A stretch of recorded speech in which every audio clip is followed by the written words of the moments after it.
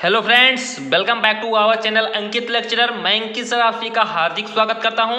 तो फ्रेंड्स, आज हम डिस्कस करने वाले हैं बीए थर्ड ईयर के जियोग्राफी के सेकंड पेपर के बारे में, जिसका फ्रेंड्स नाम है पर्यावरण अध्ययन। यानी फ्रेंड्स हमारे भूगोल के सेकंड पेपर यानी फ्रेंड्स द्वितीय प्रश्न पत्र का क्या नाम है? तो फ्रेंड्स भूगोल के द्वितीय प्रश्न पत्र का नाम है पर्यावरण अध्ययन। आज हम फ्रेंड्स इससे संबंधित कुछ अतिलघु उत्तरीय प्रश्नों के बारे में चर्चा करेंगे, जो फ्रेंड्स आप सभी के बोर्ड एग्जाम के लिए बहुत ही ज्यादा क्या है फ्रेंड्स, आवश्यक है। तो चलिए फ्रेंड्स फटाफट डिस्कस कर लेते हैं हम इस अतिलघु उत्तरीय प्रश्नों को। इससे पहले फ्रेंड्स आप हमारे इस वीडियो पर नए हो तो आप सभी से मैं हार्दिक रिक्वेस्ट करता हूं कि प्लीज आप सभी ने यदि हमारे अभी तक यूट्यूब चैनल को सब्सक्राइब नहीं किया है तो सब्सक्राइब जरूर से जरूर कर लीजिए, साथ ही साथ वीडियो को लाइक भी कर दीजिए, क्योंकि फ्रेंड्स हम लोगों का जो टारगेट है वो फ्रेंड्स 90+, जैसा कि आप सभी यहाँ पर देख भी रहे हैं, मैंने फ्रेंड्स लिखा भी। और फ्रेंड्स हम लोग इसी टारगेट के साथ अपनी पिछले साल से तैयारी करते हुए चले आ रहे हैं, और फ्रेंड्स बहुत ही जबरदस्त तरीके से हम अपने नंबरों को आने वाले सत्र में अचीव भी करेंगे। तो आप लोगों को किसी भी प्रकार की टेंशन लेने की आवश्यकता नहीं। ये फ्रेंड्स हमारे कह सकते हैं कि पर्यावरण अध्ययन का सेकंड पार्ट है, यानी पार्ट नंबर 2 है। इससे पहले फ्रेंड्स मैंने आप सभी को अतिलघु उत्तरीय से पार्ट नंबर 1 आप सभी को प्रोवाइड करा दिया। तो ये फ्रेंड्स आप सभी ने उस वीडियो को नहीं देखा तो आप जाकर प्लेलिस्ट में उसे देख सकते हैं। तो चलिए फ्रेंड्स, आज हम डिस्कस करते हैं कुछ अतिलघु उत्तरीय प्रश्नों के बारे में, जिसमें फ्रेंड्स हमारा जो सबसे पहला प्रश्न है वो फ्रेंड्स है मृदा अपरदन। यानी फ्रेंड्स हमारा जो सबसे पहला प्रश्न कौन सा है? तो फ्रेंड्स हमारा जो सबसे पहला प्रश्न है वो फ्रेंड्स है मृदा अपरदन। यानी फ्रेंड्स आज हम मृदा अपरदन के बारे में चर्चा करेंगे। तो चलिए फ्रेंड्स फटाफट डिस्कस कर लेते हैं कि मृदा अपरदन आखिरकार क्या होता है। देन फ्रेंड्स मैंने यहाँ पर लिखा है कि प्रकृति की शक्तियों द्वारा मृदा का इतनी तेजी से निष्कासित किया जाना कि विभिन्न मृदा रचने वाली प्रक्रियाएं उनकी पूर्ति न कर पाएं मृदा अपरदन कहलाता है। यानी फ्रेंड्स बहुत ही सिंपल भाषा में मैंने आप सभी के लिए लिखा है फ्रेंड्स कि प्रकृति की शक्तियों द्वारा मृदा का इतनी तेजी से निष्कासित किया जाना। यानी फ्रेंड्स प्रकृति में ऐसी बहुत सारी शक्तियां हैं, कह सकते हैं विनाशकारी भी शक्तियां हैं और कह सकते हैं कि अविनाशकारी भी शक्तियां हैं। कुछ ऐसी शक्तियां जो फ्रेंड्स प्रकृति को क्या करती है, विनाश करती हैं, और फ्रेंड्स कुछ ऐसी भी शक्तियां जो प्रकृति को क्या बनाती हैं फ्रेंड्स, तो उसका विनाश नहीं करती बल्कि क्या करती है फ्रेंड्स, प्रकृति को हरा भरा बनाती है। तो ये प्रकार हमारी जो प्रकृति है फ्रेंड्स, इसमें दो प्रकार की शक्तियां पाई जाती हैं। अब जो फ्रेंड्स हमारी विनाशकारी शक्तियां होती है वो कैसी शक्तियां होती हैं? तो वो फ्रेंड्स जैसे भूकंप आ गया, उसके बाद में क्या होगा, भूस्खलन हो गया, उसके बाद में बाढ़ आ गई। तो ये फ्रेंड्स प्रकृति की विनाशकारी शक्तियां यानी फ्रेंड्स बहुत ही पावरफुल कह सकते हैं, बहुत ही ज्यादा ये विनाशकारी शक्तियां हैं। तो इन शक्तियों से क्या हुआ फ्रेंड्स कि प्रकृति की शक्तियों द्वारा मृदा का इतनी तेजी से निष्कासित किया जाना। यानी कहीं कहीं पर जब है भूकंप आ गया, भूस्खलन हो गया, बाढ़ आ गया, तो इससे फ्रेंड्स क्या हुआ कि इन सभी जगहों पर क्या हुआ फ्रेंड्स, हमारी मृदा का क्या हुआ फ्रेंड्स, तेजी से इसका निष्कासन हो रहा है। यानी फ्रेंड्स क्या हो रहा है कि मृदा की वहां पर हानि हो रही है, मृदा एक स्थान से दूसरे स्थान पर जा रहा है, और फ्रेंड्स कहीं कहीं स्थान बहुत ही ज्यादा गहरा और कहीं कहीं स्थान बहुत ही ज्यादा ऊंचा हो रहा है। तो इससे फ्रेंड्स क्या हो रहा है कि मृदा की हमारी हानि हो रही है। तो आप लोगों को समझ में आई होप आ रहा होगा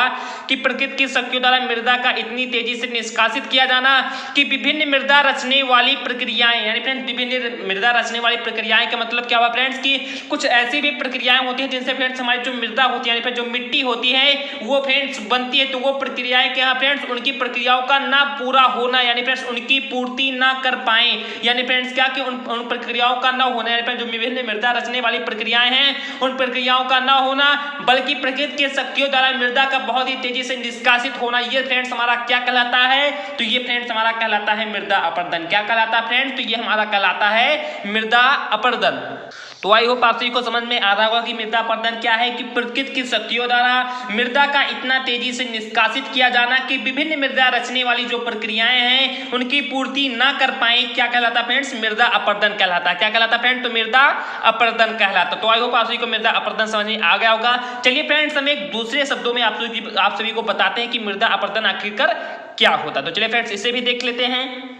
तो मैंने फ्रेंड्स अन्य दूसरे शब्दों में लिखा है कि मृदा अपरदन का तात्पर्य जल एवं वायु द्वारा मृदा के विनाश एवं क्षरण से होता है। यानी फ्रेंड्स मैंने बहुत ही सरल शब्दों में आप सभी के लिए लिखा है कि मृदा अपरदन का तात्पर्य जल एवं वायु द्वारा, यानी फ्रेंड्स कहीं कहीं पर जो मृदा का अपरदन होता है, यानी फ्रेंड्स मृदा का जो हानि होता है, मृदा का जो ह्रास होता है वो फ्रेंड्स जल के द्वारा होता है या कहीं कहीं पर वायु के द्वारा। जैसे फ्रेंड्स हम जल के द्वारा कहें तो जैसे फ्रेंड्स कहीं पर बाढ़ आ गया तो इससे फ्रेंड्स क्या हुआ कि उस स्थान का जो मृदा था, जो मिट्टी थी, एक दूसरे स्थान पर लाकर जल जो है क्या करती है फ्रेंड्स, उसे टिका देती है। तो ये फ्रेंड्स हमारा जल द्वारा मृदा का हानि हो गया। अब फ्रेंड्स हम बात करें वायु के द्वारा, तो फ्रेंड्स कभी कभी ऐसी बहुत तेजी से ऐसी प्रक्रिया आती है, यानी फ्रेंड्स जैसे बहुत तेज क्या गया फ्रेंड्स, बहुत तेज जैसे आ गया फ्रेंड्स, कह सकते हैं कि वो हवा, यानी हवा की क्या होगा, जैसे फ्रेंड्स आप सभी को मैं बताना चाहूँ तो फ्रेंड्स आप सभी ऐसे समझिए कि जैसे फ्रेंड्स वायु का बहुत तेजी से प्रकोप चला, जैसे फ्रेंड्स क्या आंधी आ गई, तूफान आ गया, तो इनसे फ्रेंड्स क्या होता है, जो मिट्टी के कण होते हैं फ्रेंड्स, वो हवा यानी फ्रेंड्स जो वायु है वो फ्रेंड्स अपनी साथ उसे उड़ाकर एक दूसरे स्थान पर ले जाकर छोड़ देती है, यानी फ्रेंड्स क्या कर देती है,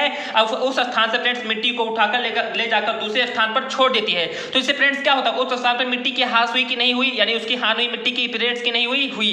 तो इस कारण से कह सकते हैं कि मृदा अपरदन का तात्पर्य जल एवं वायु द्वारा मृदा के विनाश एवं क्षरण से होता है। किससे फ्रेंड्स होता है, मृदा का यहाँ पर फ्रेंड्स विनाश हो रहा है, यानी उसका क्षरण से होता है। अब हम बात करें फ्रेंड्स की मृदा की 1 सेंटीमीटर परत, यानी फ्रेंड्स क्या कि मृदा की 1 सेंटीमीटर परत जो 200 से 300 वर्षों के लंबे समय में बनती है। यानी फ्रेंड्स हम मृदा के बनने के बारे में बात करें तो जो फ्रेंड्स मृदा की यदि हम 1 सेंटीमीटर, जैसा कि आप सभी देख रहे हैं कि 1 सेंटीमीटर बस फ्रेंड्स बहुत ज्यादा कम हो गया, तो फ्रेंड्स जो 1 सेंटीमीटर की परत यदि बनने में फ्रेंड्स पृथ्वी के पूरे पृथ्वी पर कहे फ्रेंड्स आप सभी के लिए कि कम से कम 1 सेंटीमीटर परत यदि मृदा की बनती है, तो वो फ्रेंड्स लगभग कितने समय में बनती है, तो वो फ्रेंड्स 200 से 300 वर्षों के लंबे समय में क्या होती है फ्रेंड्स, हमारी जो मृदा की 1 सेंटीमीटर परत है वो बनती है। तो यानी कह सकते हैं कि जो मृदा का बनना है वो फ्रेंड्स उसकी प्रक्रिया बहुत ही स्लो है, और फ्रेंड्स जो मृदा का अपरदन है उसकी प्रक्रिया फ्रेंड्स बहुत ही ज्यादा तेजी से होता है। यानी फ्रेंड्स कहीं जगह जगह पर हम आप सभी सुन ही रहे होंगे कि बाढ़ आ रहा है, कहीं कहीं पर आंधी आ रहा है, तो ऐसे फ्रेंड्स ये प्रक्रिया बहुत तेजी से हो रही है,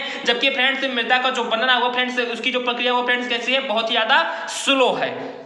और फ्रेंड्स आप सभी यहाँ पर आगे भी देखिए कि मैंने फ्रेंड्स क्या लिखा है, तो मैंने फ्रेंड्स लिखा है कि वह भारी वर्षा या धूल भरे तूफान द्वारा कुछ ही दिनों में नष्ट हो जाती है। यानी फ्रेंड्स मृदा की एक ऐसी सॉरी फ्रेंड्स मैंने यहाँ पर लिखा कि मृदा की 1 सेंटीमीटर पर जो 200 से 300 वर्षों के लंबे समय बनती है, वह भारी वर्षा या धूल भरे तूफान द्वारा कुछ ही दिनों में क्या हो जाती है फ्रेंड्स, नष्ट हो जाती है। फ्रेंड्स बनने में बहुत ज्यादा टाइम लगता है, जबकि बिगड़ने में फ्रेंड्स उसे बहुत ही कम समय में लगता है। यानी फ्रेंड्स भारी वर्षा या धूल भरे तूफान के द्वारा क्या होता है, कुछ ही समय में फ्रेंड्स क्या हो जाती है, नष्ट हो जाती है। इस प्रकार मृदा की तीव्र गति से विनाश हो जाता है। यानी फ्रेंड्स क्या हो जाता है, इस प्रकार से मृदा की तीव्र गति से विनाश हो जाता है, परंतु उसका जो निर्माण है वो लंबे समय में होता है। यानी फ्रेंड्स कह सकते हैं कि फ्रेंड्स जो मृदा है उसका जो फ्रेंड्स तीव्र गति से विनाश बहुत तेजी से होता है, जबकि हम बात करें उसके बनने के बारे में तो उसका फ्रेंड्स जो निर्माण है वो बहुत ही लंबे समय में होता है। इसी कारण मृदा का रक्षण बहुत अधिक महत्वपूर्ण है। यानी फ्रेंड्स इसी कारण जो मृदा का रक्षण है वो बहुत ही ज्यादा क्या है फ्रेंड्स, महत्वपूर्ण है। यानी फ्रेंड्स मृदा को हम लोगों का क्या करना चाहिए फ्रेंड्स, मृदा का रक्षण करना चाहिए। हम फ्रेंड्स इसकी रक्षण किस प्रकार से कर सकते हैं, तो हम फ्रेंड्स केवल मृदा का रक्षण पेड़ पौधों को लगाकर ही फ्रेंड्स इसका रक्षण कर सकते हैं। यानी फ्रेंड्स जितना ज्यादा हम लोग पेड़ लगाएंगे, यानी फ्रेंड्स जितना ज्यादा हम लोग वृक्ष लगाएंगे, उतना ही ज्यादा फ्रेंड्स हम लोगों की मृदा अपरदन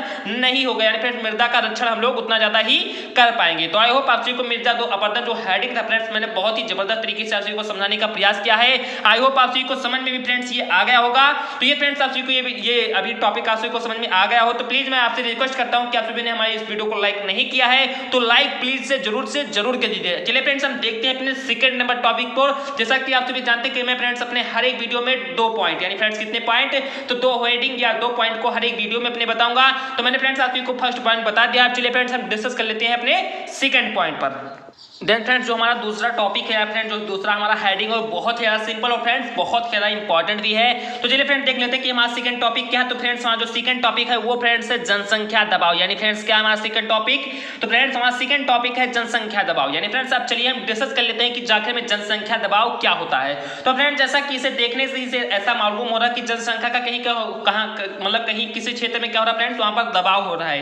यानी फ्रेंड्स वहां पर जनसंख्या की मात्रा क्या हो रही है फ्रेंड्स, ज्यादा हो रही है। तो यही फ्रेंड्स जनसंख्या दबाव है। अब चलिए फ्रेंड्स हम देख लेते हैं कि आखिरकार वास्तविक रूप से जनसंख्या दबाव आखिरकार है क्या। तो मैंने फ्रेंड्स यहां पर लिखा है कि जनसंख्या दबाव वह स्थिति है, यानी फ्रेंड्स जनसंख्या जो दबाव है वो एक ऐसी स्थिति है जिसमें किसी क्षेत्र में, यानी फ्रेंड्स क्या कि जिसमें किसी क्षेत्र में उपलब्ध प्राकृतिक संसाधन, यानी फ्रेंड्स क्या कि जिसमें किसी क्षेत्र में उपलब्ध प्राकृतिक संसाधन वहां रहने वाले लोगों का भरण पोषण करने में क्या हो फ्रेंड्स, असमर्थ हो। यानी फ्रेंड्स क्या है कि जिसमें किसी क्षेत्र में रहने वाले यानी उपलब्ध प्राकृतिक जो संसाधन है फ्रेंड्स वहां पर रहने वाले लोगों का भरण पोषण करने में क्या फ्रेंड्स वो असमर्थ हैं। फलस्वरूप वहां के लोग अन्यत्र पलायन कर जाते हैं। यानी फ्रेंड्स क्या होता है कि वहां के जो लोग हैं वो अन्यत्र पलायन कर जाते हैं। यही जनसंख्या दबाव कहलाता है। यानी फ्रेंड्स क्या है कि यही जनसंख्या दबाव कहलाता है। तो चलिए फ्रेंड्स एक बात बहुत ही अच्छे तरीके से समझ लेते हैं कि जनसंख्या दबाव आखिरकार क्या है।